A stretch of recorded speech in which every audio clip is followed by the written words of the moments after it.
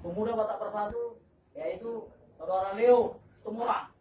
Jadi kami minta kepada ketua terpilih merahkan DKI, ya, artinya orang Batak harus berkibar di DKI. Untuk itu secara simbolis dan kami memberikan beban dan tanggung jawab dengan baju ini agar kiranya tanggung jawab dan beban untuk membesarkan pemuda Batak Bersatu di DKI bisa dijalankan dengan baik. Begitu ya? Siap. Oke, ini kami serahkan bajunya.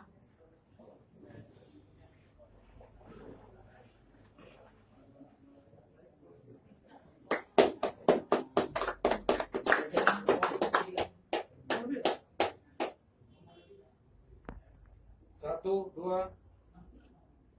Saya, Leo Situmorang, sarjana hukum, siap membesarkan PBB di Jakarta.